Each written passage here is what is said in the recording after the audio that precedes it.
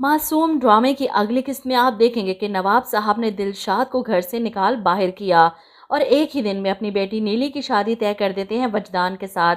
वजदान को भी फ़ोन करके इतला दे दी जाती है और वो तो खुश है अपनी माँ और सनी के लिए, लेकिन नीली परेशान। एक तो बाप ने इसे कमरे में बंद कर दिया, ऊपर से दिलशाद और उसकी बहन को घर से धक्के देकर निकाल दिया। इसे दिलशाद की बहुत फिक्र हो रही है और जब इसे पता चलता है कि इसका वजदान के साथ निकाह है तो वो ये बर्दाश्त नहीं कर पाती। इसकी माँ इसे कहती हैं कि आज वजदान बारात लेकर आ रहे हैं और आप दिलशाद का नाम ले रही हैं। आपके अब्बा जी अपनी ज़ुबान दे चुके हैं, शादी तो आपकी वजदान से ही होगी और अगर इनकार किया तो हम दोनों अपना मुंह छुपाकर कहीं डूब मरेंगे। माँ बाप को इमोशनल ब्लैकमेल करते देख नीली और भी ज़्यादा बिलक बिलक कर रोती है। दिलशाद से तो दस्तबरदार नहीं हो सकती, इसे फ़ोन करके सब बताती है और दिलशाद भी परेशान। नीली जी, आप एक आपको एक काम करना होगा।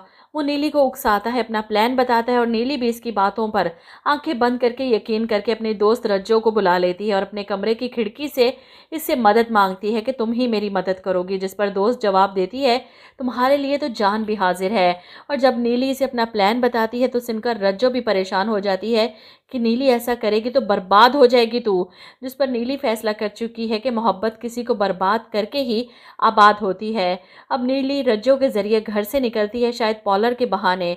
रज्जो इसे अपने साथ लेकर जाती है कि आंटी इसे तैयार ना करवाया तो वजदान के घर वाले क्या सोचेंगे, इसीलिए मोहल्ले के पार्लर में इसे ले जाकर तैयार करवाने का बहाना बनाकर घर से निकलती है। और वहां पर दिलशाद पहले से ही मौलवी को लेकर बैठा था, साथ दो गवाह भी। यूं वजदान के निकाह से पहले ही नीली दिलशाद से निकाह कर लेती है।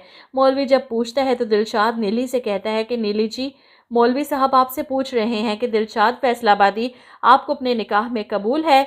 और पक्की बात है कि नीली ने दिलशाद से निकाह कर लिया है। जिसके बाद तैयार होकर दुल्हन बनी घर वापस आती है और फिर वजदान की फैमिली बारात लेकर पहुंच जाती है और मौलवी साहब नीली का निकाह वजदान से करवाने के लिए पूछते हैं और नीली कबूल है कह देती है, क्योंकि वो जानती है निकाह पर निकाह नहीं हो सकता, इसलिए वजदान के पास वो सिर्फ अमानत के तौर पर रहेगी और दिलशाद जब कुछ बन जाएगा तो वो अपनी अमानत आकर ले जाएगा। नीली के माँ बाप को लगा कि इन्होंने अपनी बेटी को इज्जत से रुखसत कर दिया, लेकिन नीली तो पहले ही इज्जत का जनाजा निकाल कर दिलशाद से निकाह कर चुकी है। निकाह के बाद वजदान से बचने के लिए वो बेहोश हो जाती है और वजदान इसे उठाकर अस्पताल लेकर भागता है। दिलशाद पहले से ही वहां पर मौजूद था। नीली का दुपट्टा इसके ऊपर से होकर गुजरता है। नीली को होश आता है, इसकी तबीयत कुछ बेहतर होती है तो वजदान इसका हाथ पकड़कर इसे उठाने की कोशिश करता है और नीली इसे अपने आप को छूने भी नहीं देती। ये देखकर वजदान को काफ़ी हैरत और गुस्सा आता है कि मैं इसका शौहर हूँ और ये मुझसे ऐसे खौफजदा हो रही है जैसे कोई नामहरम हूँ।